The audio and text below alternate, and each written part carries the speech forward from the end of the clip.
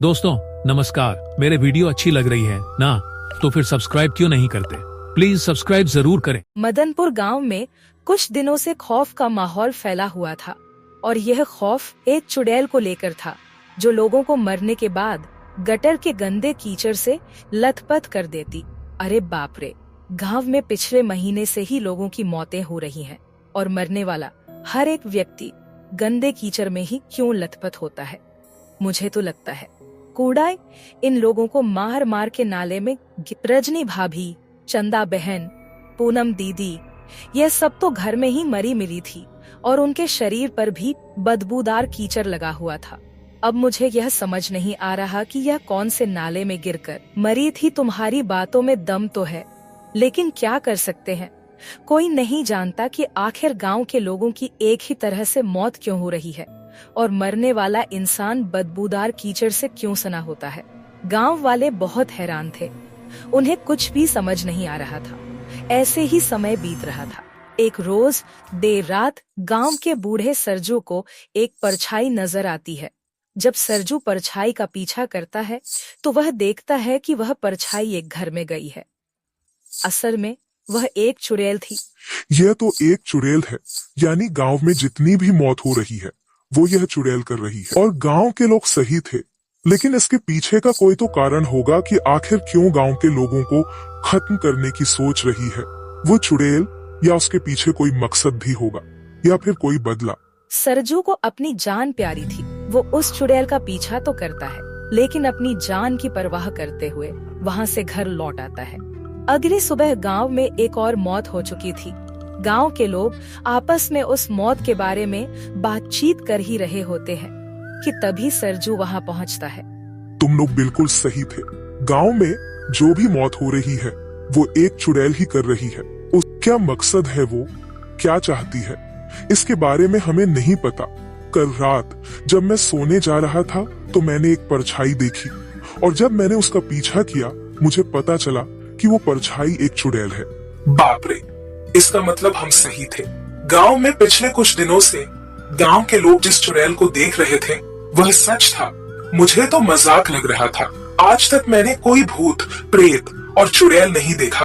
अभी उस चुड़ैल का नाम लेना बंद करो और इस बात का पता लगाओ कि आखिर उसका मकसद क्या है, वह चाहती क्या है, वह चाहती क्या है और क्यों गांव के लोगों को मार रही। गांव के लोग तो बेकसूर हैं। आखिर हमने ऐसा क्या कर दिया जो वो हमें मारने को तुली हुई है। इतना कहने के बाद सभी आपस में विचार करने लगते हैं। तभी वहाँ एक बाबा आते हैं जो दान दक्षिणा मांग रहे थे। अरे बाबा, दान दक्षिणा की बात ना करें। आपकी जो इच्छा है हम आपके लिए वह सब कुछ कर सकते हैं जो आप सोच भी नहीं सकते, लेकिन हम एक दुविधा से बचा दीजिए। आप बहुत अच्छे समय पर आए हैं। बिल्कुल बिल्कुल बाबा, आप हमारा उद्धार कर दीजिए। पिछले कुछ समय से हमारा गांव एक चुड़ैल के प्रकोप से बताया जा रहा है। मुझे सब मालूम है बच्चा। इस गांव में एक महाशक्तिशाली चुड़ैल का साया है जो गांव के लोगों को मारने के मकसद से घूम रही है। अब तक उसने करीब 10 लोगों की जान भी ले ली है। अलग निरंजन, मुझे सब ज्ञात है। मुझे यह तक पता है कि वो चुड़ैल कौन है, क्या चाहती है और उसका लक्ष्य क्या है। बाबा भी वही आसन जमाकर थोड़े समय के लिए योग में लीन होते हैं और उसके बाद सभी गांव वालों को उस चुड़ैल के असली मकसद के बारे में बताने लगते हैं। यह कुछ समय पहले की बात है। मदनपुर गांव में नंदा अपने बच्चों के साथ रहा करती थी। नंदा का पति काफी समय पहले ही मर चुका था। विवेक अपनी पत्नी रजनी, बेटे चंदन, बेटी संजना और माँ कमला देवी के साथ शहर में रहता था। लेकिन आज वह छुट्टी मनाने अपने पुश्तैनी गांव जा रहा था। सालों बाद हम अपने पुश्तैनी घर लौट रहे हैं। कितना अच्छा लग रहा है। कई साल पहले पैसा कमाने के लिए मेरे ससुर गांव छोड़कर शहर में बस गए थे। बस तब से आज तक यहाँ आना ही नहीं हुआ। अब तो आपका सपना पूरा हो रहा। घने जंगल के बीच बने भूतिया मंदिर की ओर चल पड़ा। मंदिर का नाम था काली शक्ति मंदिर, जहाँ सैकड़ों वर्षों से अजीबोगरीब रीति रिवाज होते आ रहे थे। सुखदेव के कदम तेजी से जंगल के दलदल भरे रास्तों पर बढ़ रहे थे। उसकी आंखों में आंसू और चेहरे पर एक अजीब सी दृढ़ता थी। बारिश और तूफान ने चारों ओर कोहराम मचा रखा, लेकिन सुखदेव का मन केवल अपनी बेटी गौरी को बचाने के विचार में डूबा था। जंगल में गूंजती तूफानी हवाओं के बीच वह मंदिर की ओर बढ़ा। जैसे ही वह मंदिर के करीब पहुंचा,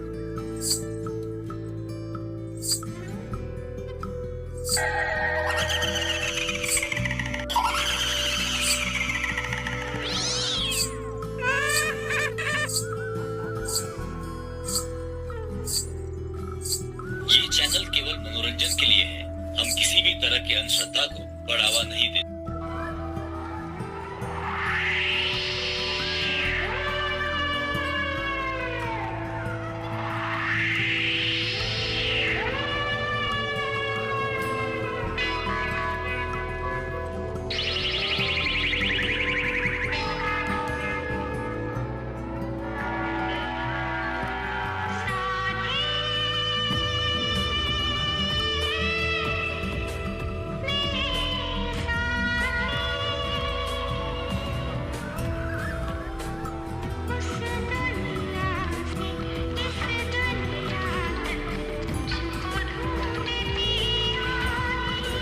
गांव के पास एक घना जंगल था जिसे लोग भटकती छाया का जंगल कहते थे।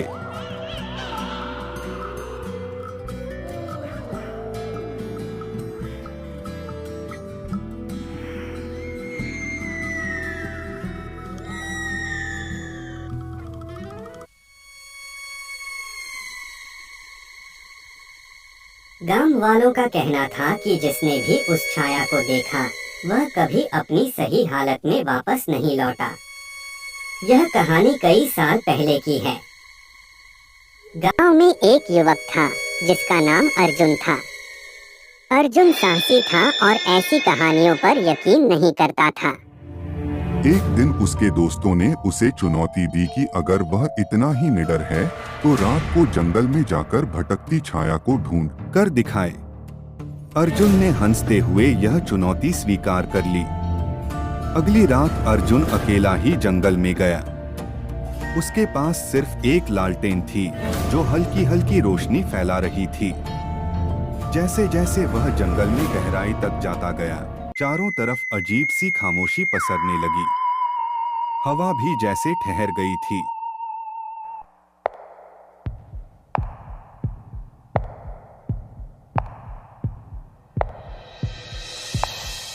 अर्जुन ने पीछे मुड़कर देखा, लेकिन वहां कोई नहीं था।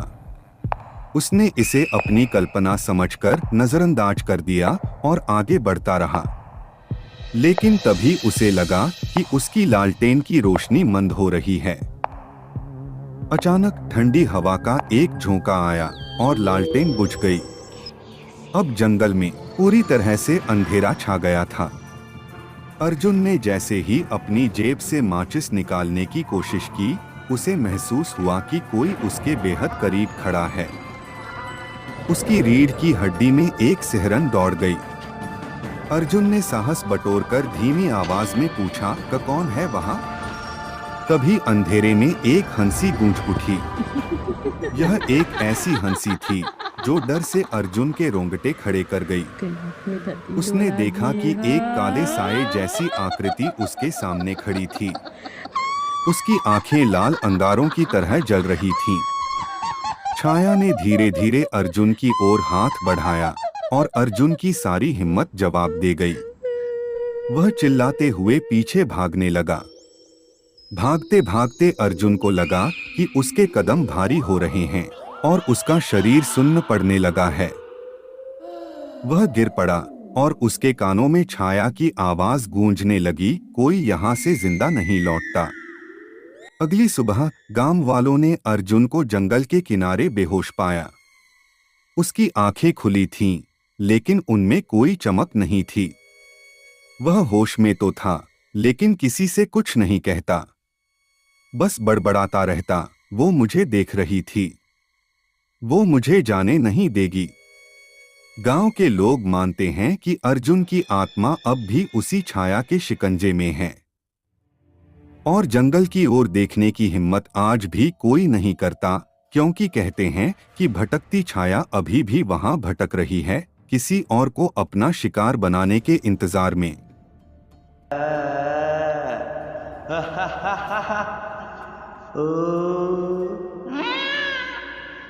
Ah.